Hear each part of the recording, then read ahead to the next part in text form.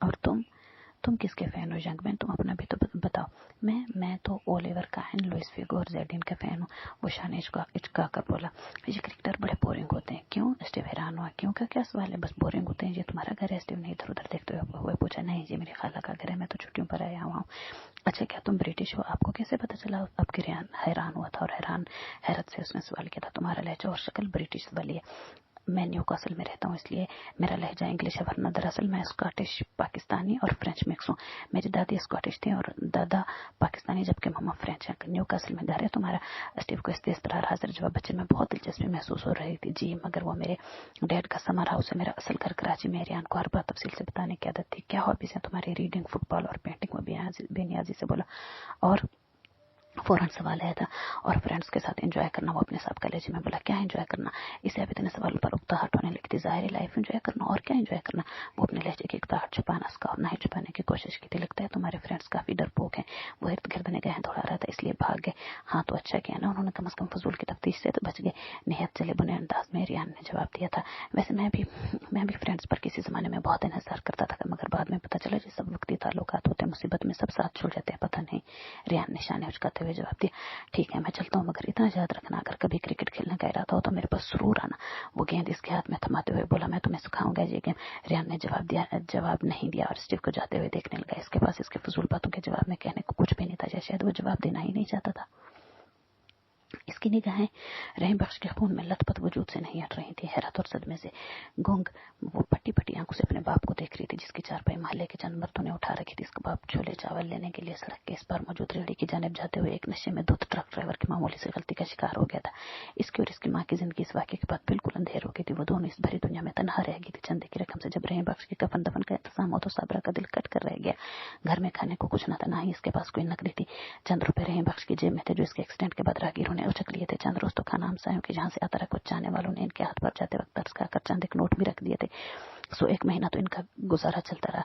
रहीम बख्श मर गया और इस घर से जिंदगी का सामान भी जाते समय लौट कर ले गया। साबरा का इस दुनिया में अबलमास के अलावा कोई ना था। जो रिश्तेदार थे वो इन्हीं जैसे गरीब और अफलासज़दा थे। बाकी बच्चे मोहल्ले वाले तो वो रहीम बख्श के विसाल से लेकर एक महीने तक इनकी हर मुमकिन मदद कर रहे थे। अब कोई किसी के लिए कितना कर सकता था, इसलिए उन्होंने भी हाथ उठा लिया था। दुख, बेयकीनी और सदमे से भरा वो पूरा महीना गुजर गया तो साबरा को कुछ होश है। मरने वालों के साथ मरा नहीं जाता। वो ये बात अच्छी तरह से जानती थी। इसका वाहिद सहारा इसकी बेटी थी। इसको अब अपनी इकलौती और मासूम बच्ची को इस सफाक दुनिया से बचाना था। अलमास का नाम स्कूल से कट गया था, अगर ना भी कटता तो साबरा के पास इसको मजीद पढ़ाने के लिए रकम न थी। इसके पास तो फिलहाल सिलाई का भी कोई काम न था। मोहल्ले की औरतों ने शायद इसके गमज़दा कैफियत को मद्देनजर रखते हुए इसको सीने के लिए कोई काम न दिया था।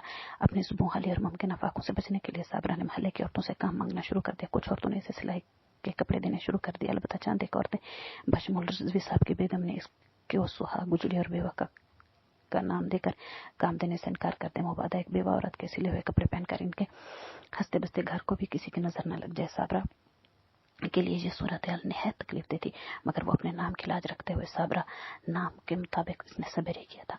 अम्मा, मुझे बहुत भूख लग रही है। अलमास का चेहरा जर्द हो रहा था। मैं कहाँ से लाऊं खाना? वो भी बसी रो पड़ी थी। इसके पास कुछ भी ना था जो वो अपनी बेटी को खाने के लिए देती। हमसायों से पहले ही इतना मांग चुके थे कि उन्होंने और कुछ नहीं देना था। किसी के कपड़े भी सीने वाले नहीं थे। पिछले 2 दिन से दोनों ने कुछ नहीं खाया था। खाली पेट तो वो भी थी, मगर बेटी की बिगड़ती हालत देखकर वो अपने फाके भूल गई। अम्मा कहीं से ला दे। 12 साल अलमास ने बेचारगी से कहा। अच्छा ठहरो, मैं बिल्किस से पता करती हूँ। अम्मा को मोहल्ले के इस वाहिद घर का ख्याल है जिनका कर्जा इन्हें नहीं चुकाना था। वो भागते हुए नंगे पांव इन्हीं के घर गए और बिल्किस से मेहनत करके वो इससे कुछ खाने को दे दे। बिल्किस खुद भी इसकी तरह के गरीब थी, मगर फिर भी इसे साबरा की हालत पर इतना तरस है कि इसने घर में पकी दाल की एक प्लेट इसको निकाल कर दे दी, साथ ही 2 रोटियां भी थमा दी।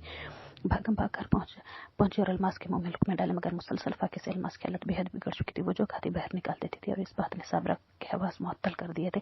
वो दाल की प्लेट वहीं छोड़कर हमसायों में गई और फहमीदा से मिन्नत समझती थी कि वो अपने बेटे को इसके साथ भेज देता कि वो अलमास को अस्पताल ले जाए, मगर फहमीदा का बेटा खुद काम पर गया हुआ था। साबरा वापस आई तो अलमास बेहोश होने के करीब थी। इसने बिलाकर खुद ही हिम्मत की और इसे उठाकर बाहर ले आई। मोहल्ले का एक रिक्शा वाला बड़ी मुश्किल से अस्पताल जाने पर हाजिर। तकरीबन 45 मिनट बाद एक खैराती अस्पताल के आगे जब दोनों मां बेटी को छोड़ा तो अलमास नीम जान हो चुकी थी। ड्यूटी पर मौजूद कोई डॉक्टर इतना फारिग ना था कि इसे देखता। वो अपनी तड़पती हुई बेटी को लेकर जमीन पर बैठी नम आंखों से अस्पताल के अमले के हुजूर गिड़गिड़ा रही थी। मेरी बच्ची को देख लो, मेरी बच्ची को देख लो, तुम्हें खुदा का वास्ता इसे देख लो, नहीं तो ये मर जाएगी। वो रोते हुए कह रही थी। माफ करो माई, तंग मत करो।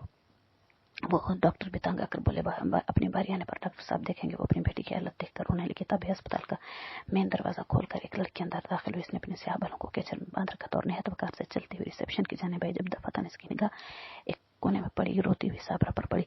ये औरत क्यों रो रही है? इसने माँ से पूछा। बेख्तियार निगाह चुरा गए वो लोग।